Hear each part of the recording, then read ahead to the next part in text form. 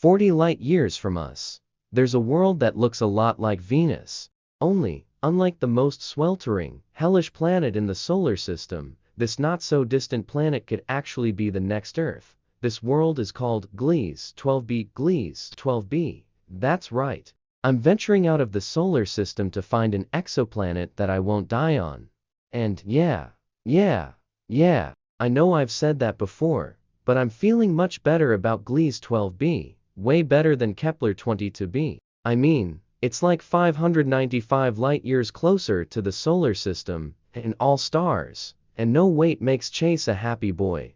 Estimated travel time, 200 years. Okay, that's longer than I expected. Location: Pisces constellation. Yeah, so Gliese 12b orbits this red dwarf star in the Pisces constellation, which means the planet is creative, compassionate, intuitive. Unless Pisces is placed in the 7th house, then it's bad at communication. Chase, astrology doesn't apply to planets. That's really naive. What if Saturn literally has a ring on it. Go girl. Saturn is a gas giant, and it has many rings. You know, everybody is as into monogamy as you are, Rico, okay? And you always take his side. What's going on? Did I program you this way? Whatever? I'll get over it.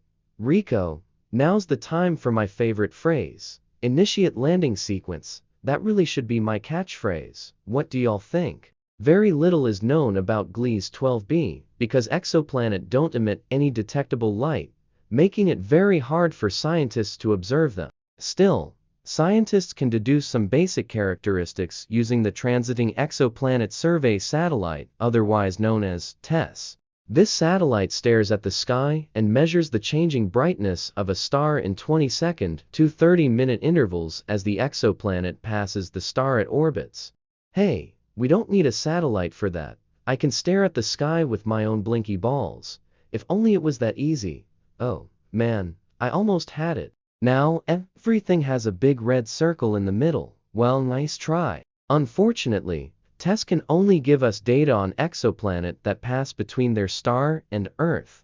Fortunately, Gliese 12b does just that. So this is how we know that it's roughly the same size as Earth, but is about 15 times closer to its star. Well, give me the stats on this red dwarf. Loading stats. At what point did this red dwarf make its way to Mordor? Well, Gliese might be orbiting real close to its star, but thank the space gods, it's only about a quarter the size of Earth's sun, and with only 60% of the surface temperature?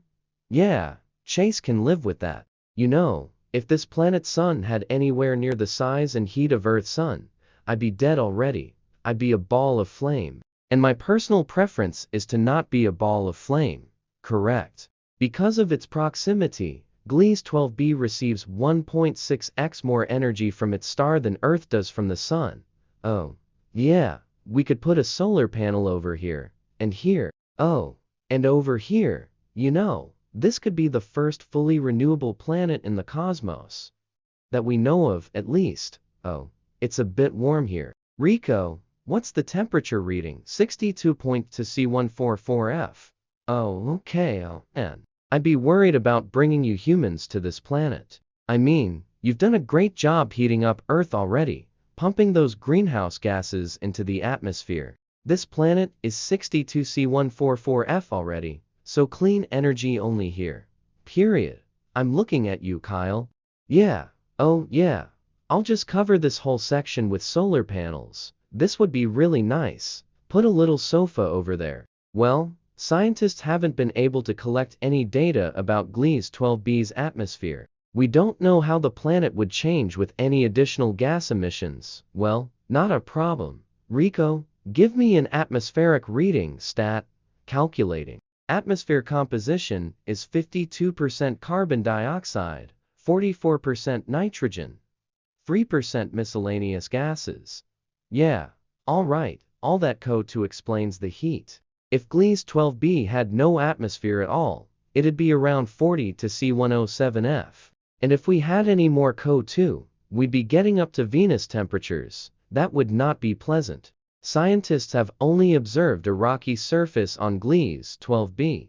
But since it's in the habitable zone of a star, it could very well have water. Chase, mind doing some exploring? Yeah, I'll look for some water. I mean, thirsty anyway. And another thing that's important to know before any of you guys move here is that this planet orbits the star every 12.8 days. Do you understand the severity of what that means? Yeah, New Year's resolution every 13 days. My resolution last year was to sign up for the What If Explorers Club on Patreon. That was an easy one. Hey, that should be your resolution too. Gliese 12b has almost 4 times the Earth's mass. That means that even though it's the same size as Earth, its gravitational pull is much stronger. You know, it is a lot harder to walk here now. You know, not that. What if Guy would think to ask? Still no signs of water. Rico, scan the surroundings for water. Scanning. Toot, toot. Movement detected? What? Movement detected? You mean, we're not alone out here?